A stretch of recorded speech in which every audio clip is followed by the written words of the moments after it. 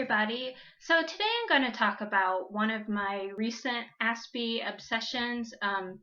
I've explained it before. If you have Asperger's syndrome, you tend to get obsessed with things, and for either a long period or a short period of time, like you want to learn everything you can about that, and you just immerse yourself in it. So anyway, lately I've been really obsessed with Nirvana, the grunge rock band from the early 90's, and I was about 9 when Nirvana first became really famous, so I remember them hitting it big. And I knew some of their music. I've always been kind of a casual fan. I liked their music and stuff, and I had a few of their CDs. But lately, for some reason, I've gotten really, really interested in them.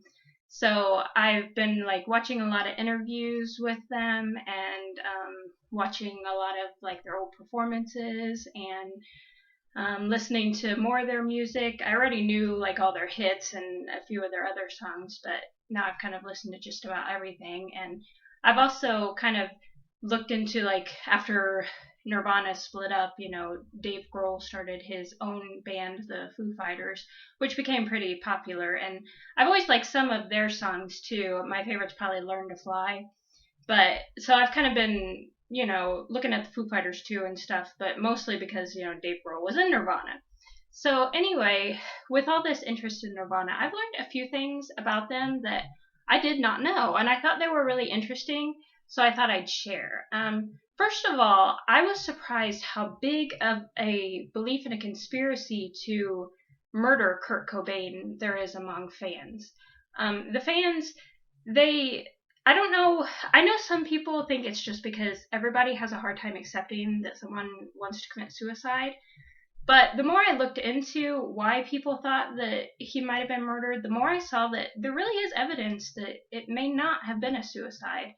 And I'm not saying that it was a murder, but there are certainly some things that don't add up and don't make sense. And most people believe that Courtney Love was behind his death if somebody murdered him. And that kind of makes sense given some of the details, like supposedly Kurt Cobain had contacted their lawyer to have Courtney taken out of his will right before he died, and they were supposedly possibly about to go through a divorce. And Courtney Love supposedly asked that lawyer to find like the meanest, nastiest divorce attorney that she could. So obviously both sides were really angry, if that's true. And then, like, there was no gun prints found on the gun.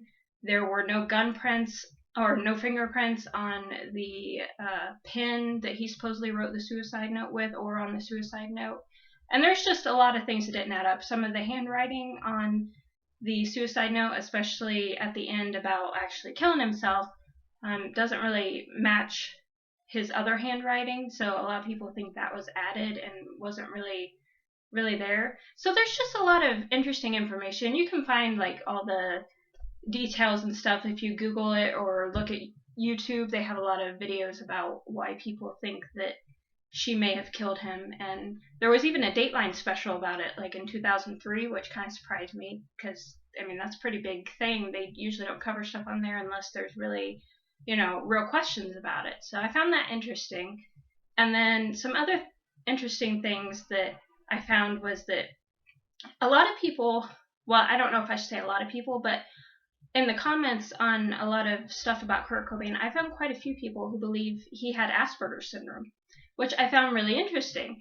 And I want to say that you have to be careful when you've never met someone and they're dead, so they can't be tested. You have to be really careful about applying any kind of diagnosis to them. So I am not saying he had Asperger's syndrome, but I can certainly see some little hints here and there, having read his journals and reading his song lyrics and watching his interviews, that, I can see a little bit where they might have gotten it.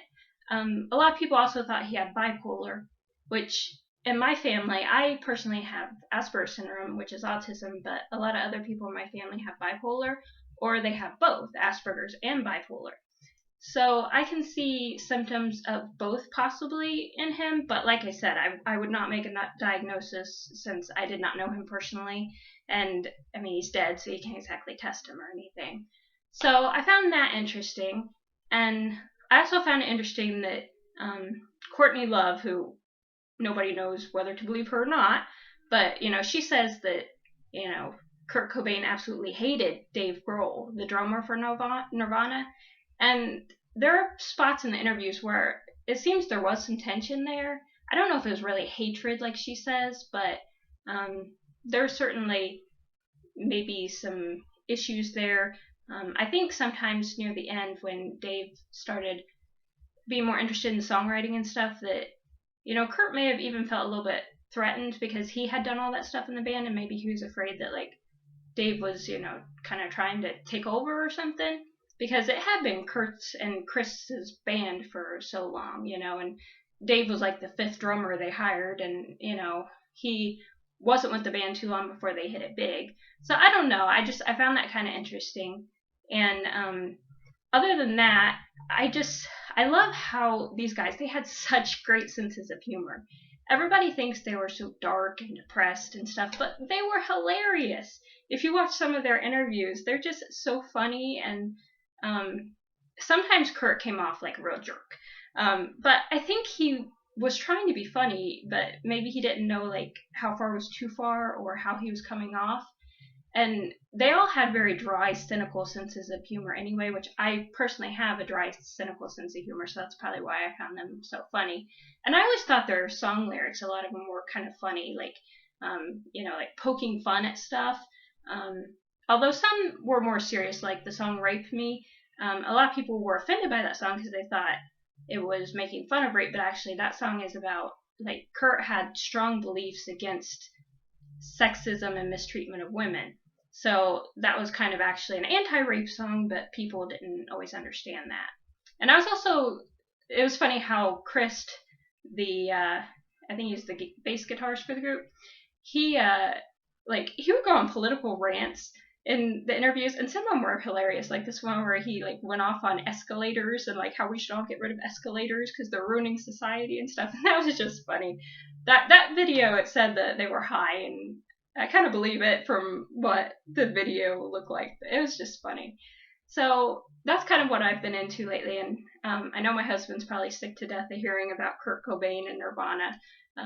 Hopefully maybe I'll move on soon so that I can get to a different subject and he can hear about something else. But those are just some interesting things that I thought I'd share, and if you're a Nirvana fan, if you didn't know any of that, you might find it interesting. If you did, then you can be like, see, I already knew that, or whatever. So anyway, if you happen to like Nirvana or you want to share anything about this subject, feel free to comment below. Please subscribe if you like this video and want to see more. And I guess that's it for now, so I'll see you soon. Bye-bye.